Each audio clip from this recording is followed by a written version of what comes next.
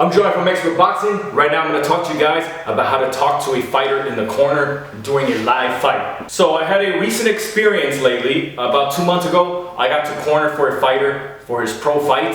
And I wasn't the head trainer, I was the first assist. And I got to see a lot of cool things. The way his trainer was talking to him was a little bit different from how most trainers, how most corners operate. But what I see in most corners is like usually when the fight finishes the round, when the fighter finishes the round and he's walking back, before he even gets back to the corner, the trainer in the corner is already like, do this or that, the jab, you gotta move your head. You hear his girlfriend on the side, his mom is like, you gotta do it. His friends are yelling stuff at him, and they're overwhelming him. They're overstimulating, just way too much over information, right? Information overload. His mind, his body is still, his body's still not there yet. And what this trainer did, what this head trainer did was a little different. The way we had it was that the fighter is the first one to talk, then the head trainer is second, and then the first assist is the last to talk. And I like this so much better. We waited for our fighter to come back to the corner. We gave him the seat. We were super calm. And the head trainer was like, so, how do you feel? And then the fighter, he had a chance to breathe. It was great. He had a chance to breathe, collect himself, and figure out where he is, because his mind's still in the fight, right? He just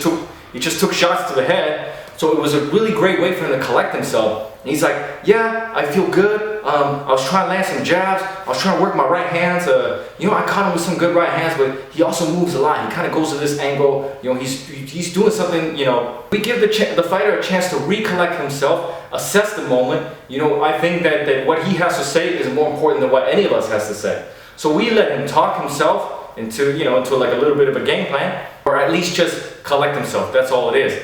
Then next, the head trainer will give the fighter some instructions.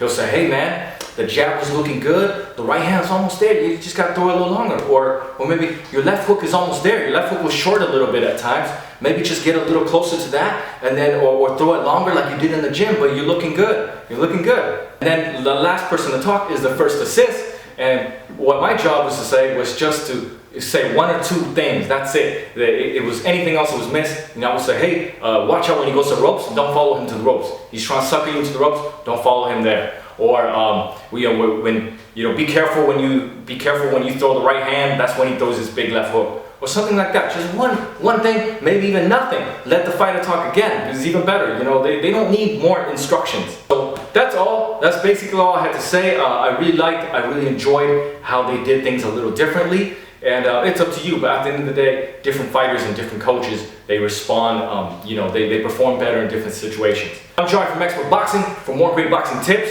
check out my YouTube channel, subscribe, and also my website, expertboxing.com. Thanks for watching.